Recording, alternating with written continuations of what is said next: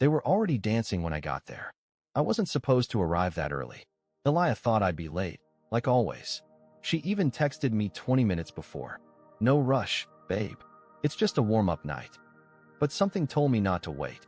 So I walked into that dim, blue-lit venue and slipped behind the upper balcony bar without her seeing me. It was one of those rooftop clubs, all glass railings and slow house music, like it was trying too hard to be romantic. And there she was, dead center of the floor, swaying in a dress I'd never seen before. Bright red, tight, low back, not something she'd ever worn for me, not since the wedding. And he was behind her, right behind her, holding her hips like he owned them. I couldn't move. I just froze behind that bar, clutching the gift bag I'd brought with the little silver bracelet she'd bookmarked 6 months ago. I had it wrapped and everything. I was going to surprise her after dinner. But apparently, I was already the surprise. She moved like the music was inside her, like he was inside her orbit. And he whispered something in her ear that made her throw her head back in laughter. The same laugh I used to hear when I tickled her under the blankets on Sunday mornings. She hadn't laughed like that with me in over a year. I could have confronted her right then. I could have marched down the steps, interrupted their little midnight movie scene, and demanded answers. But I didn't. I stayed up there, behind the rail, like some forgotten ghost watching his own life unravel from the shadows. And the worst part? She wasn't drunk. She wasn't caught up in a moment. She knew what she was doing. I could tell by the way she looked around first, making sure no one familiar was watching. But she never looked up. She never thought to check the balcony. She had no idea I saw her turn around and kiss him. Not a polite, meaningless peck. A real kiss. Hands in hair. Eyes closed. The kind that rewrites your marriage in 5 seconds. I didn't wait for the second song. I didn't need to. I placed the bracelet bag on the empty bar counter like it was a gravestone and walked back into the elevator. And as the doors closed, I swear to you, I heard them laughing again. I didn't even realize I was crying until I stepped out onto the street and felt the cold wind hit my face. It was that stupid kind of crying, too. Not the loud, dramatic kind you see in movies, but the quiet, tight-throated version where your chest locks up and your hands shake like you've had too much caffeine and not enough dignity. I walked aimlessly, looping around the block twice, ignoring the buzzing of my phone. She'd started calling. I saw her name flash across the screen like it was mocking me. Elia, red heart, still saved with a little heart. Pathetic. I should have kept walking. I should have vanished completely, maybe even boarded the last train out and never looked back. But I didn't. I stood there, just out of sight, behind the row of parked scooters, staring back at the club's glowing rooftop. The red lights pulsed like a heartbeat. My heartbeat. And suddenly, all I could think about was how many other nights I hadn't noticed her slipping away. The song must have ended, or maybe he walked off to grab drinks, because about 15 minutes later, I saw her step outside onto the balcony, alone. She was scanning the crowd below. Not frantic, not desperate, just annoyed. Like I was the one who ruined the evening. Then her phone lit up. She pulled it out, stared at it, and her face dropped. She was reading my message. I'd sent it just before I left the rooftop. For words. That's all. You looked beautiful tonight. I watched her freeze. For a moment, I thought she might actually collapse. She clutched the phone like it burned her hand. Then she darted back inside. 30 seconds later, she burst out the front entrance, spinning in circles, searching. Her heels clicked against the concrete like little gunshots. "Jace," she called out. Once, twice, 3 times. I didn't answer. I let her panic build. It was the first time in years I'd seen her unsure of herself. She kept asking the bouncer if he'd seen me. Kept pacing back and forth in front of the club like someone who just realized she'd left the stove on. But the stove was her marriage. When she finally stopped walking and just stood there, breathing hard with her hands on her knees, I stepped out from behind the scooters. She turned. Her eyes widened. "Why didn't you say anything?" she whispered, like I had committed the crime. I stared at her for a long moment before answering. "I did," I said, "but you weren't listening.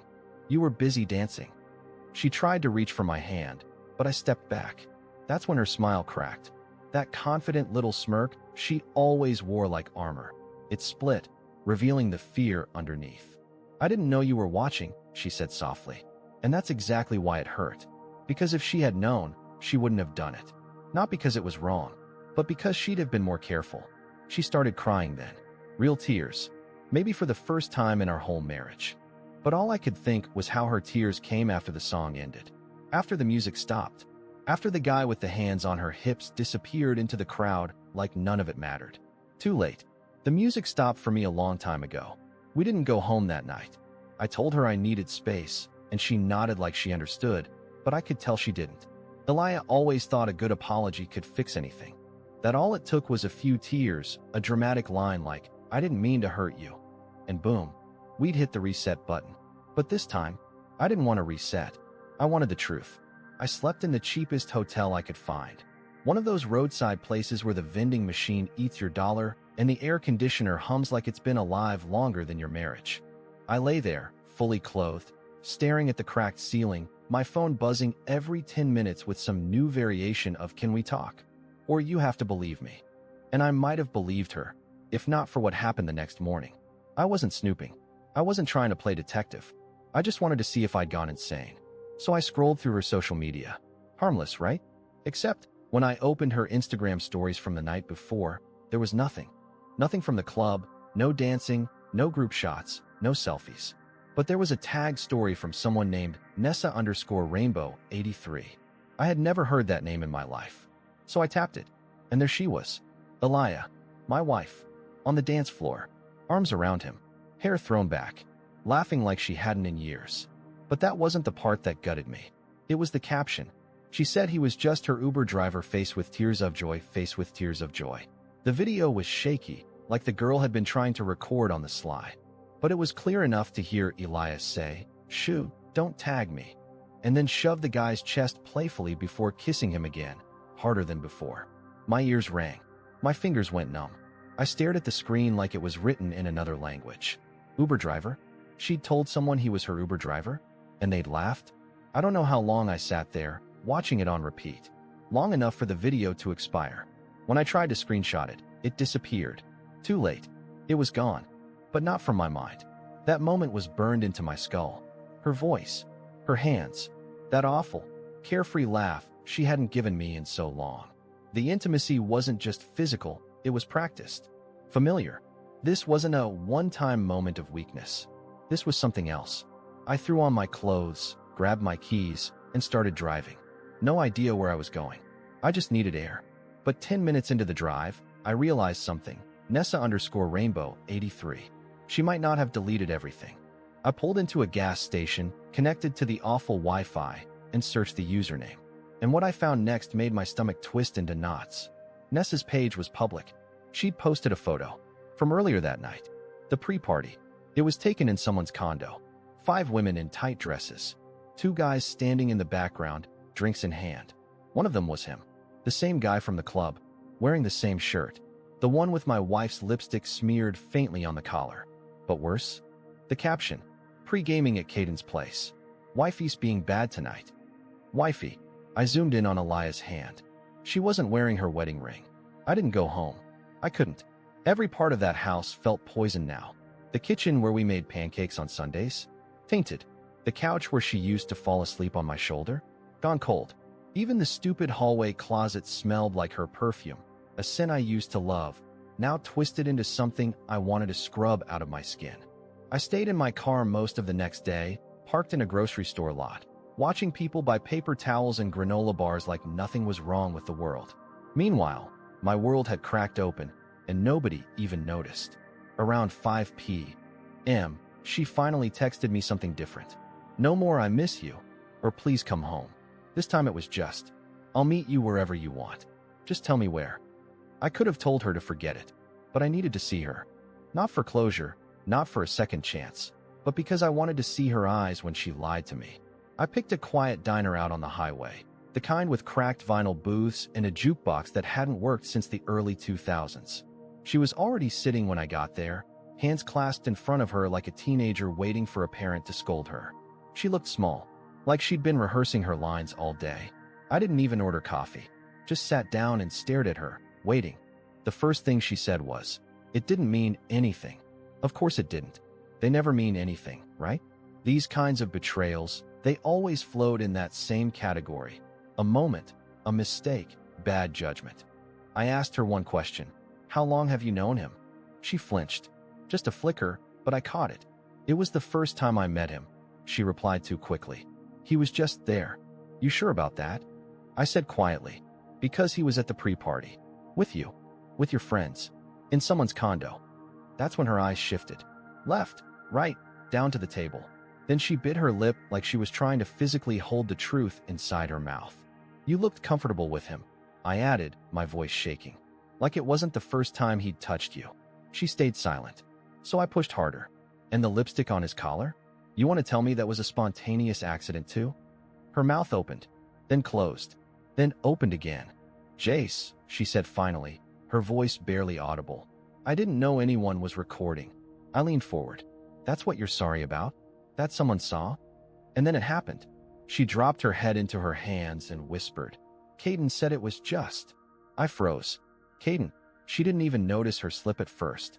But when she looked up and saw my expression, her eyes widened. The blood drained from her face. You said you didn't know his name, I said, heart pounding. You said he was just there.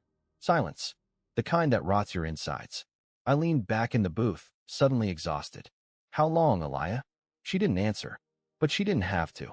Because when someone panics at the name of the person they barely know, it tells you everything you need. I got up, left a 20 on the table, and walked out. She didn't chase me this time. Maybe because she knew it was different now. I wasn't hurt anymore. I was done. I wasn't planning to talk to anyone about it. I thought maybe if I kept it buried, I could contain the damage to just me. But grief doesn't work like that. It leaks out in strange places, in how you stop answering calls, or how your coworkers say you look tired when what they really mean is broken. I hadn't told a single soul. Not my brother, not my mom, not even my boss. But the person who ended up blowing it all wide open was her best friend, Mira. Now, I never really liked Mira. She was one of those aggressively supportive types, always gassing Aliyah up no matter what. She was the you go girl, live your truth type.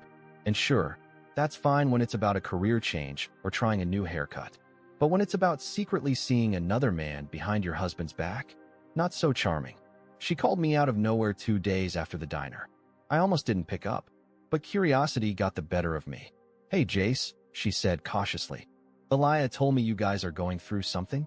Something, I repeated, my voice flat. I just wanted to check in, she continued. She's not herself. She's been crying a lot. Maybe she should have thought of that before she threw away our marriage over a guy named Caden, I said. Silence. Long, telling silence. I swear I could hear her breath catch. Wait, she finally said. You know his name? That was all I needed to hear. You weren't supposed to say that, I said quietly. No, I thought, she said. Mira started rambling, trying to patch the hole she just tore open, but it was too late. The thread had already unraveled. I cut her off. How long has this been going on? And don't lie, Mira. You're not good at it. Another pause. Then, she said it ended months ago, that she just saw him again by accident. That night wasn't supposed to happen. Except it did. She said she was going to tell you. I laughed, bitter, hollow. Yeah? Before or after the third kiss? Mira fell silent again, but this time it sounded like guilt. She loved you, she whispered. Loved, I echoed. Past tense. Before she could say anything else, I asked the question that had been drilling through my skull since the night I left that club. Did you know? Did you know about them when you invited her out that night? More silence. Then, I thought it was over. It was a confession disguised as a defense. And it hit harder than anything Aliyah had said herself. So her best friend knew. Her best friend knew. This wasn't just infidelity. This was conspiracy. I hadn't just been left out. I'd been played. Surrounded by people who smiled at me while hiding a knife behind their backs. I hung up without saying goodbye. Later that night, I sat at the kitchen table with a single piece of paper in front of me, the deed to our house.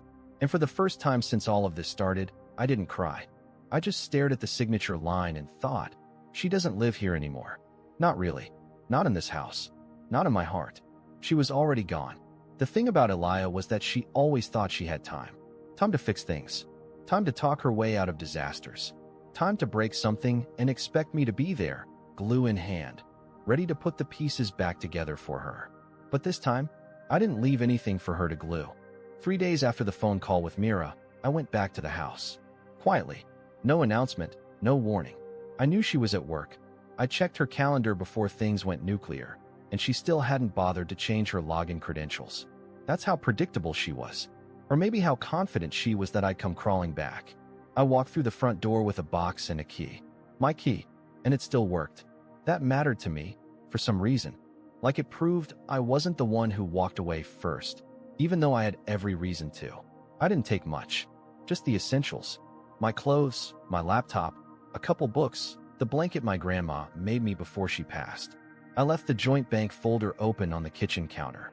Empty. Every cent I'd contributed, I moved to a new account in my name. Nothing illegal. Nothing dramatic. Just a clean separation. But the one thing I did that she didn't expect? I took the photos. All of them. The wedding album. The framed picture on the mantle from our trip to Montana. Even the dumb little Polaroid from the Halloween party where we dressed as peanut butter and jelly. All gone. I wasn't erasing her. I was reclaiming me. I left a single note, folded neatly and tucked under her favorite coffee mug. It said, "Don't call me when you miss me. Call yourself and ask why you let me go."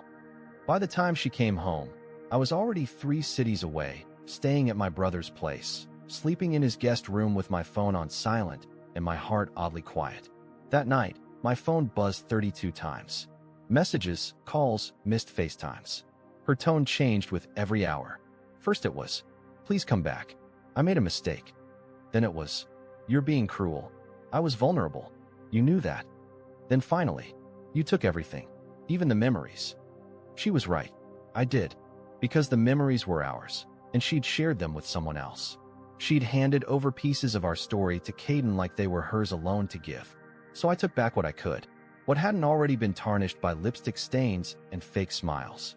She didn't respond after that, at least not for a while, but the silence didn't scare me anymore. It felt earned, peaceful, and for the first time in years, I slept without checking if she was still lying beside me. Because I didn't need her next to me anymore. I just needed to remember who I was before she danced me out of the picture. It was a Wednesday, completely unremarkable, gray, boring, until the knock came. I was halfway through microwaving leftover chili at my brother's place, still wearing the same hoodie I'd slept in. I wasn't expecting anyone, definitely not her. But there she was, on the porch, soaked from the rain, hair a mess, makeup streaked, holding something against her chest like it was her lifeline. I froze. For a second, I honestly thought it was a hallucination, like the universe was playing some cruel joke. But then she said my name, quiet, breathless, like she was scared it might echo wrong. "Jace." I didn't say anything. I didn't move. Just stared at her like she was some creature that used to be familiar but had shed all its skin and now looked like a stranger trying to wear love like a costume. "Please," she whispered, stepping forward. "I just need 10 minutes." I should have slammed the door. I wanted to.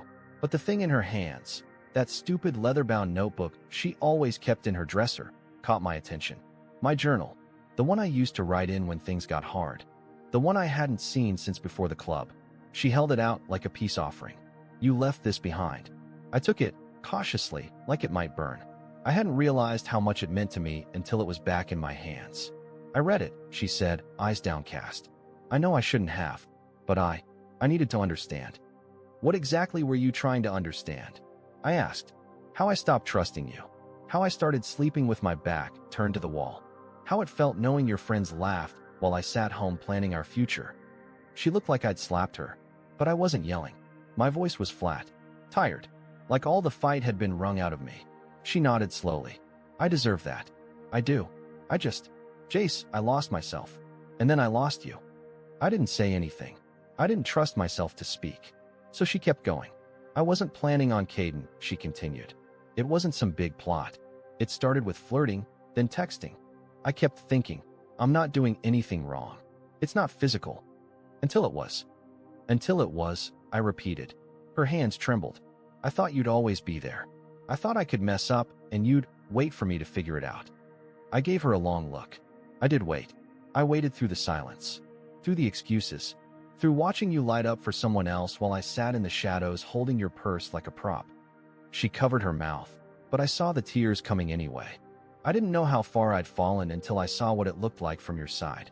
I pointed to the journal. "You shouldn't have had to read that to know." She nodded. "I know." Then, slowly, she pulled something from her coat pocket. A folded envelope. No name on it. Just sealed.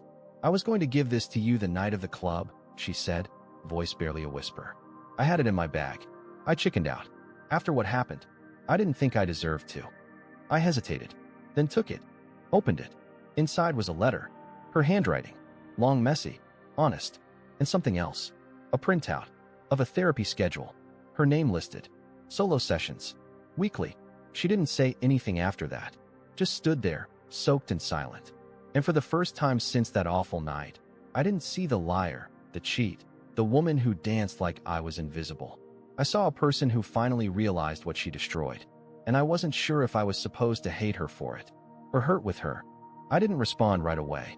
I stood in that doorway with the envelope in one hand and my old journal in the other, while the woman I married, no makeup left, soaked from the rain, guilt written all over her face, waited for a verdict like her whole life depended on it.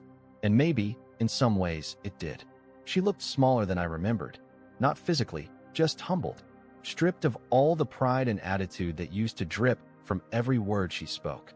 This wasn't the same woman who danced with Caden like I didn't exist. This wasn't the woman who lied to my face with practiced ease. This was someone else, someone new, or maybe someone old, clawing her way back. I'm not asking you to forgive me, she finally said. Not today, not next week. I just wanted you to know I'm not pretending anymore. I'm doing the work, even if it's too late. I could have shut the door. I could have walked away. But something about the way she said it, the honesty in her voice, the way her eyes didn't dodge mine like they used to, made me pause. I looked down at the letter again. It was messy, raw. She'd admitted everything. The way she'd spiraled, the attention she craved, the guilt that chased her every night since. But she never begged. She never tried to twist it. She owned it. And for the first time in what felt like a lifetime, I breathed without anger tightening my chest. I don't hate you, I said quietly. She blinked hard. You don't. I wanted to, I admitted. I really, really wanted to. But I think I was more hurt than anything. And you can only stay hurt for so long before it either hardens you or pushes you to grow. She didn't say anything, but her bottom lip started to shake. I'm not saying we're okay, I continued. I don't know if we ever will be. But I also don't want to live in bitterness. That's not who I am. That's not who we were. She stepped forward slightly. What does that mean? I exhaled. It means we start over. Not as husband and wife. Not yet. Just two people who used to know each other. Maybe we meet for coffee. Maybe we talk. Maybe we see who we are now, without the lies. Without the dancing in the dark. She nodded slowly, like she couldn't believe what she was hearing. But if we do this, I added, we do it my way this time. No secrets. No friends covering for you. No pretending things didn't happen. She wiped her face. I can do that. I want to do that. I stepped aside. Come in. You're dripping. She hesitated, then smiled. A real one. Not the kind she gave everyone else. The kind I hadn't seen since before things started unraveling. We didn't kiss. We didn't hug. But she walked in like someone who finally understood the weight of what she almost lost. And as I closed the door behind her, for the first time in a long time, it didn't feel like an ending. It felt like the start of something real. Maybe not what we had, but maybe something better.